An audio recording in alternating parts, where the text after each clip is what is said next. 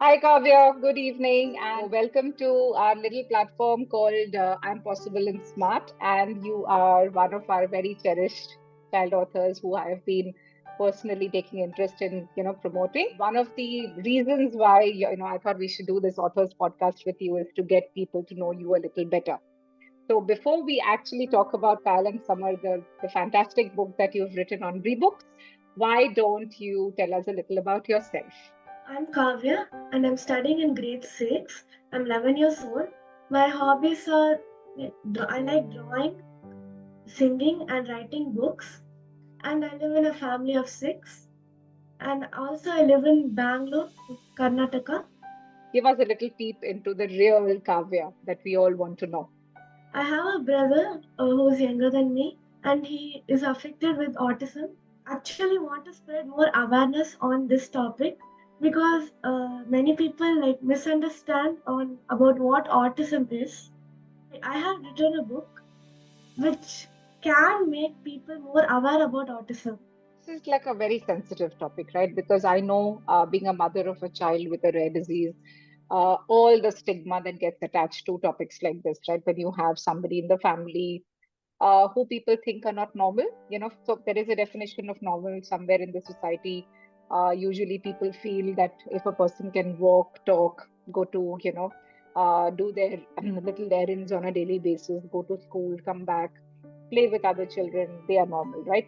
But what do you think, Kavya, is normal or not so normal in your simple thoughts, Mane? Actually, nothing is normal or abnormal. It's the way we look at it.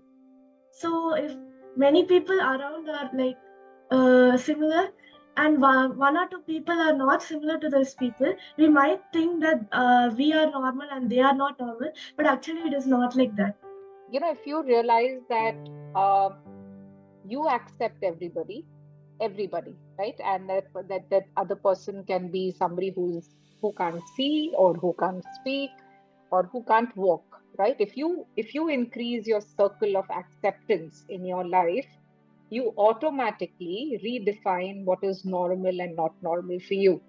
And when you do that, right, you actually land up becoming a part of a larger circle yourself, right? And this is something that I have realized way late in life because obviously, like everybody who thinks they are normal, I had a normal life, so as to speak, and I grew up till I actually became a mother of a child with disability, right? And then I realized that if I can accept more people in my life with different kinds of disability, then I will not feel left out because my circle will have all kinds of people who would redefine what is normal as per them, right? So this is just one thing that I started way late in life, but I think you're lucky because you are now aware enough to start talking about it, writing about it. So you've automatically started extending your, handshake to a lot of other people, right? Who will now keep coming forward and wanting to talk to you about not just autism, but different kinds of abilities, and then how to make it better for people who are, who feel challenged in the current society. What do Yes. you think as a child author, uh, or rather, how do you think as a child author you can bring about a little change in the society around you in the sense with your writing, maybe with your artwork, or whatever else you want to do in life? I thought that if I write about it, I may be able to spread more awareness among my age group because Hmm. I had seen one person in my class who was a little bit autistic, but everybody mistreated him a lot, which made me feel really bad. So I just wanted, I tried speaking to them, but they didn't listen to me. They just continued doing whatever they wanted. So instead of telling to them, I felt that writing could be more impactful on them. So Hmm. that's why I thought of writing this book. So, when my school announced that a National Young Authors Fair is coming up, I thought of it as a good way to promote awareness on autism. So this is the book I have been talking about. I would like to read a few pages of it to give you an idea of what exactly the book is about. So the book's name is Kyle and Samar. Uh, I'd like to start reading it now. So this is the first page. A few years ago, in a bustling city, a happy couple awaited the birth of their first child. 9 months later, they were blessed with a beautiful girl child and named her Kayal. She is a bubbly little girl. Wherever Kayal went, she brought joy to the people there. She had many friends and lived near her cousins, whom she would visit and play with. Kayal loved to write, draw, paint, and listen to melodies. Years passed, and soon some of her friends who lived close by her house moved to other places, and all her cousins had also grown up. They were busy with their schools and college, and thus couldn't make time to play with Kyle. Poor little Kyle started to feel very lonely. Though she had many hobbies, she still felt an emptiness in her heart and longed for someone to play with and spend time with. That was when she started to wish for a sibling. Kyle was so excited and happy. She would read moral stories daily, sing songs, and play music to her unborn sibling, hoping the child would listen to them all. She kept communicating with the baby and even told about it to her friends at school.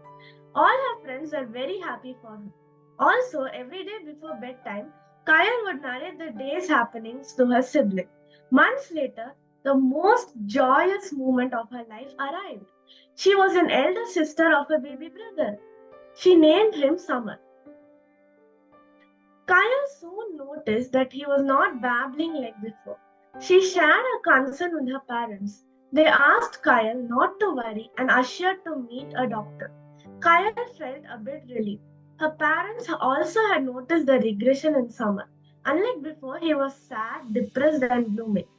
He thought that nobody liked him anymore. He was unable to communicate or express his feelings. He also stopped responding to name calls. So after that, they consulted a doctor to find out about Samar. Dr. Vedavati asked Kyle to calm down and explain that autism means a different way of looking at the world. It is just that their brain works differently. She said that nobody becomes autistic. They are born autistic. Samar already had autism, but nobody noticed it. Kyle stopped crying and then asked, "What can I do to help my brother come out of autism?" Dr. Vedavati said, "Autism is like left handedness. It is a unique way of doing things. Accept your brother's ways and you will find them interesting." Kaya learned that therapies would help her brother to communicate and build necessary skills. Her parents researched the places that included these therapies in their curriculum. They found a handful of them with good ratings. After several inquiries, they chose the perfect center for her brother. Within a year, Samar learned a lot of things. Best of all, he started to communicate and play with his sister. He even began to babble. Kyle was highly delighted. Authors know. It is hard to describe the mix of emotions I felt upon learning about my little brother's diagnosis. Perhaps a blend of them all. That's when my parents suggested I articulate my feelings and thoughts. This marked the beginning of my writing journey and helped me better understand my brother and myself. The narrative within these pages mirrors my voyage alongside my brother. Thank you. You've actually taken the first step, which is fantastic, right? Because how tell me how many children have the courage to do that? Very few, right? Very few. Otherwise, people will write stories about fantasies and fiction of different kinds and a story which is imaginary, etc.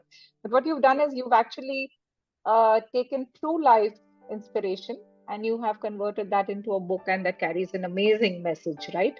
Which is about your relationship with your brother and how you treat your brother with full level of acceptance. And that is exactly how people need to start behaving, right? Because first, I think the first remedy that anybody in the society needs to sort of adopt is acceptance. And once you accept people, which means yes, you have welcomed them the way they are, and in whichever way God has sent them onto this planet earth, then we can all be friends and then make this world a little better. Excellent.